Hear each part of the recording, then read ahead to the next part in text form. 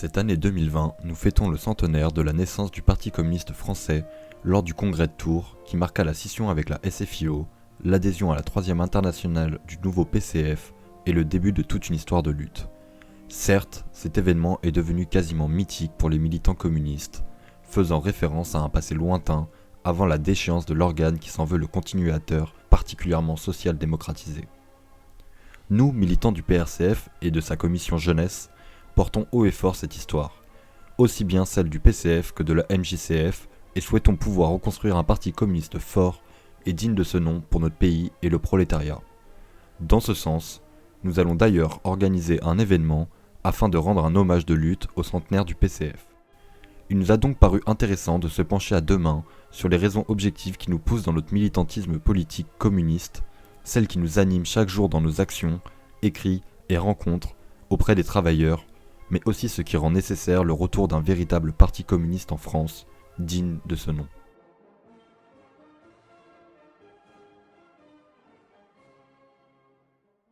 Nous avons vu que le bloc communiste a dans sa grande majorité été détruit, et pour plusieurs raisons dans les années 90.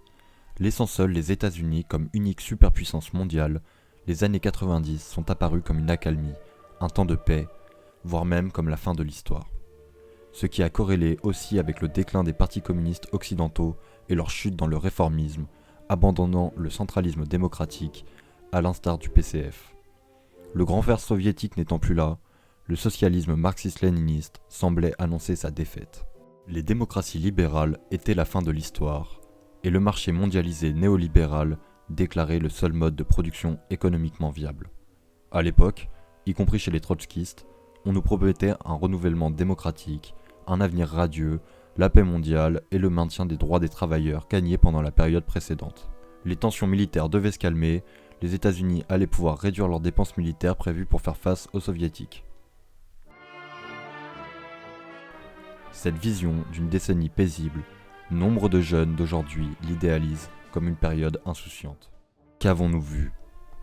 Pendant qu'à l'ouest, on se préparait à fêter l'an 2000, à l'est, les nouveaux États qui succédèrent à l'URSS étaient dans un tel chaos qu'ils eurent besoin d'une aide à l'échelle du plan Marshall. L'ex-URSS a connu durant cette décennie les pires années de son histoire.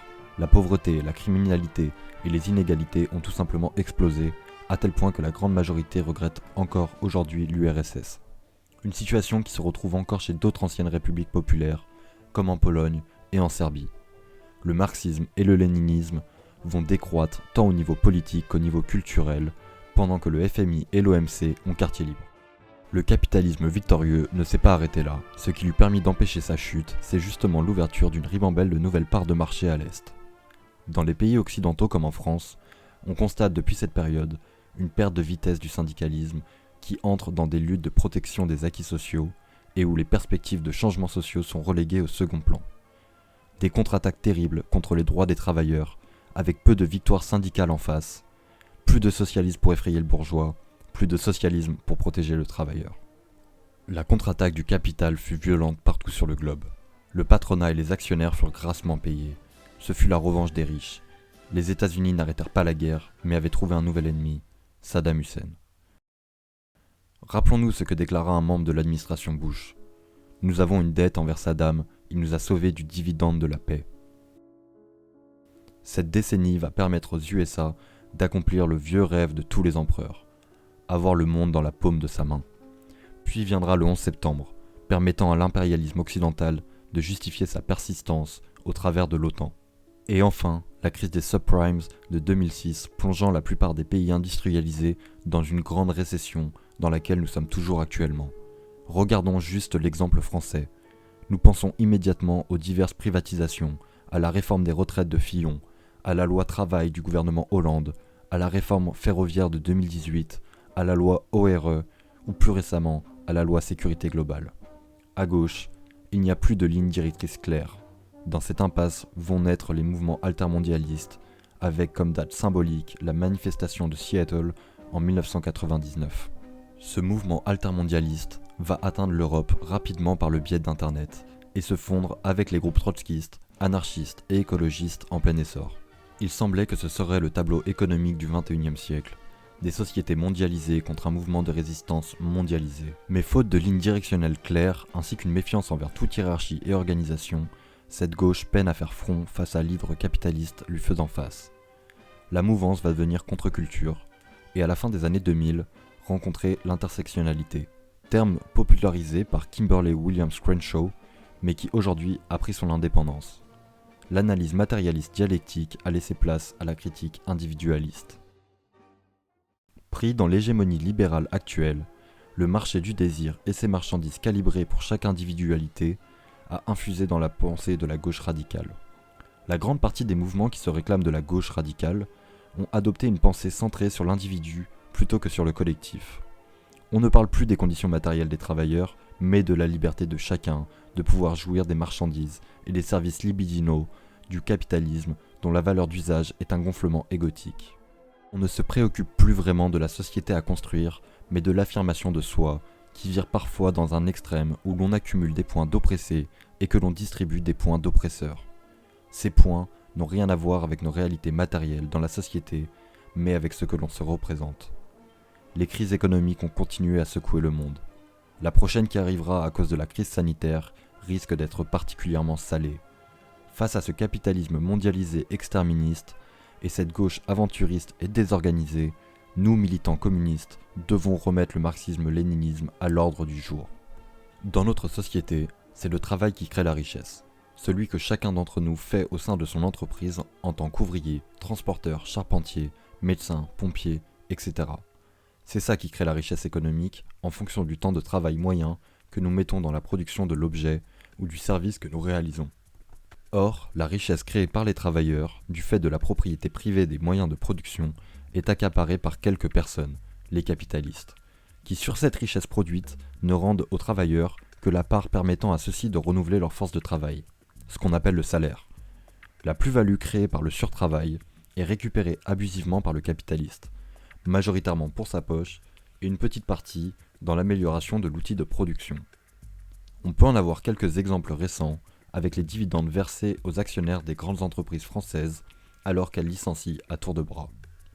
Le profit est donc créé à partir du travail, mais il peut être plus ou moins important selon plusieurs modalités. Tout d'abord, dans le capitalisme, les profits ont tendance à baisser au gré des avancées techniques.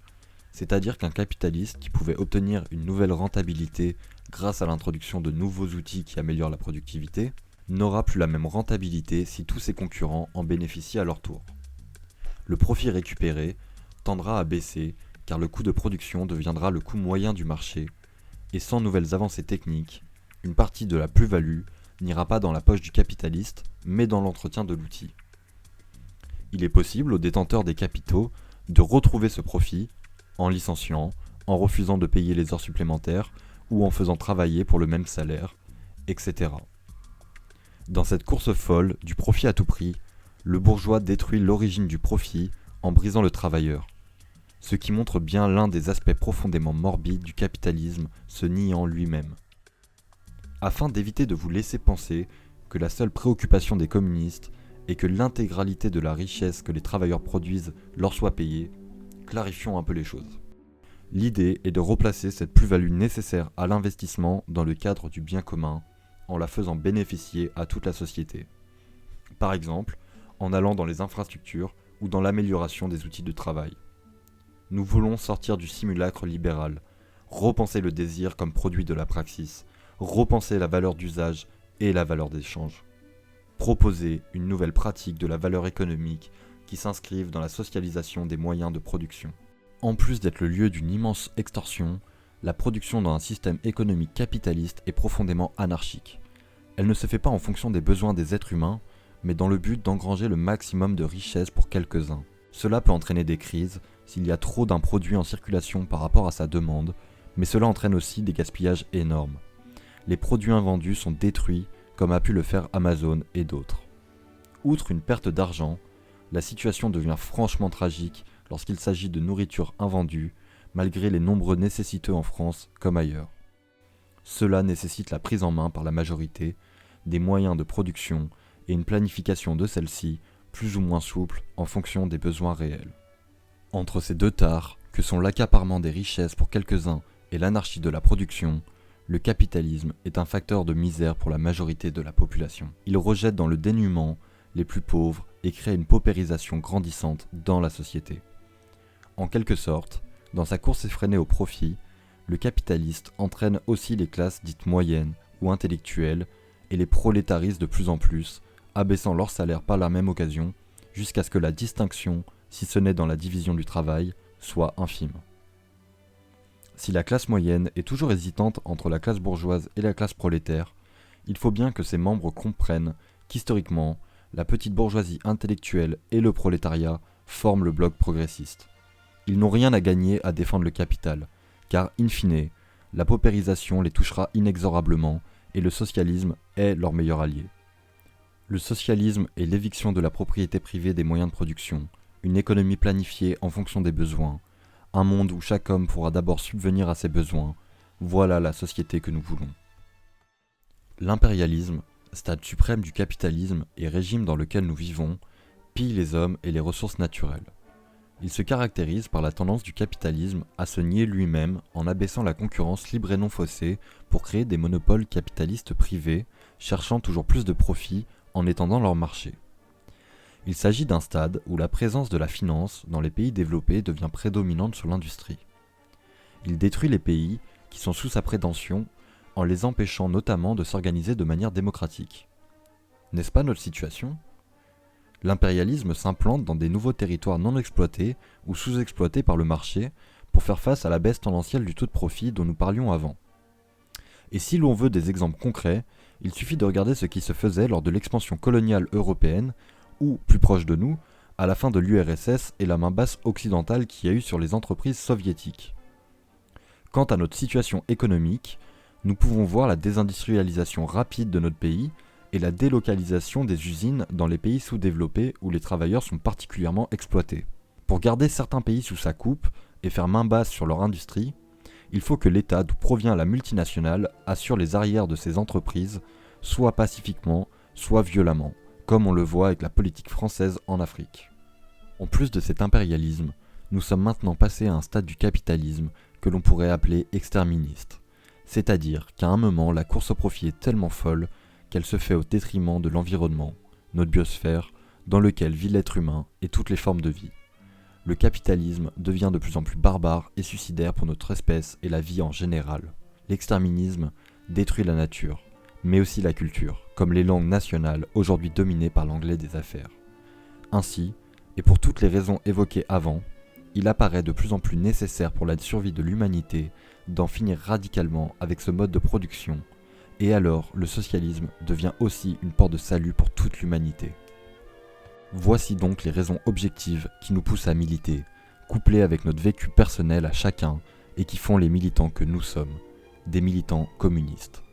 Et dans notre militantisme, nous savons qu'en termes d'organisation, un parti communiste est nécessaire pour les masses. Être communiste aujourd'hui, c'est comprendre qu'à notre échelle, rebâtir un vrai parti communiste digne de ce nom en France est notre devoir pour un monde plus juste. C'est aussi comprendre que tous, nous allons devoir mettre la main à la pâte. Ce n'est pas un énième parti destiné à gagner des élections et à engranger des subventions, non.